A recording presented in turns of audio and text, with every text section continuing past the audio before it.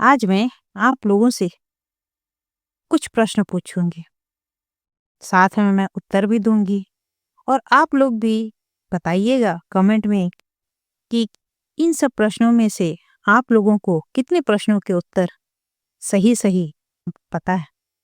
तो आइए बताइए, ताम्र पात्र अर्थात तांबे के बर्तन में भोजन करना निषेध क्यों माना गया है? तांबे के पात्र में केवल देव पूजन के काम में ही आता है। फिर ताम्र पात्र में जल के अतिरिक्त अन्य पदार्थ शीघ्र ही खराब हो जाते हैं, इसलिए तांबे के पात्र में भोजन करना निषेध माना गया है। क्या आप बता सकते हैं दिन में सोना क्यों मना रहता है?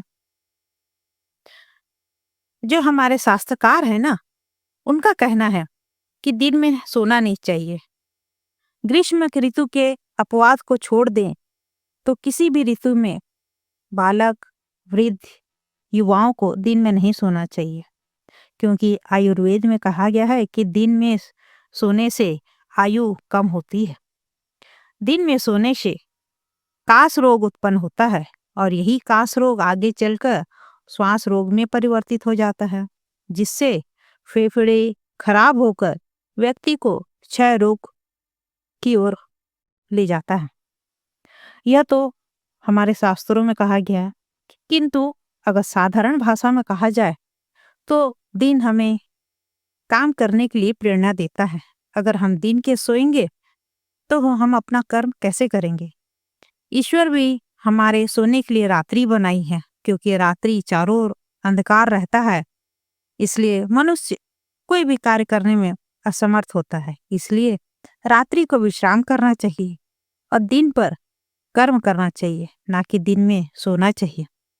सी, साधारण सी बात है, दिन में कर्म करिए, रात में विश्राम करिए। अच्छा, अब एक और प्रश्न है। मंत्र के प्रारंभ में हरि ओम क्यों कहते हैं? क्योंकि वेद पाठ के प्रारंभ में मंत्रोच्चारण से पूर्व हरि ओम का उच्चारण करना वैदिक परंपरा है। वेद के अशुद्ध उच्चारण से महापातक दोष लगता है और इस दोष की निवृत्ति के हेतु आदि और अंत में हरि ओम शब्द का उच्चारण करना अनिवार्य है। श्रीमद् भागवत गीता में भी लिखा है कि मंत्र उच्चारण, विधि विधान, देश काल और वस्तु की कमी के कारण धर्म अनुष्ठान में जो भी कमी हो जाती है, हरि नाम के संकीर्तन करने से वह सभी बाधाएं दूर हो जाती हैं। इसी कारण हम किसी भी वेद पाठ के प्रारंभ और अंत में हरिओम कहते हैं। अच्छा, अब बताइए तो ब्राह्मण को ही दान लेने का अधिकार क्यों दिया गया? दान सत्पात्र को दिया जाना चाहिए। वेद आदि स्मृतियां कहती हैं कि सभी मनुष्य में ब्राह्मण सर्वश्रेष्ठ है। स्वयं भगवान अपने मुखारविंद से श्रीमद् भागवत गीता एवं स्कंद पुराण में कहते हैं कि ब्राह्मण मुझे सबसे प्रिय है और उसकी कृपा से मैं समस्त ब्रह्मांड, भूखंड और इस चंचला लक्ष्मी का स्वामी हूँ।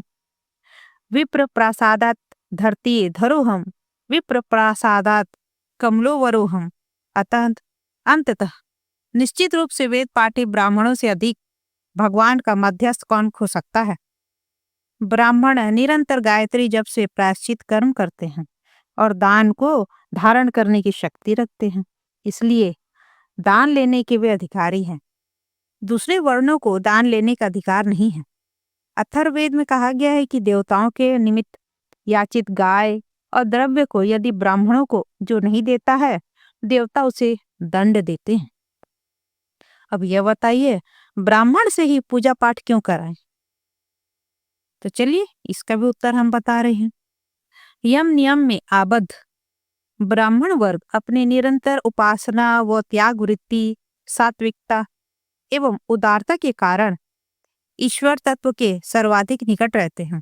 फिर धर्मशास्त्र, कर्मकांड के ज्ञाता एवं अधिकारी विद्वान होने के कारण परंपरागत मान्यता के अनुसार पूजा पाठ करने का अधिकार उन्हें ही है।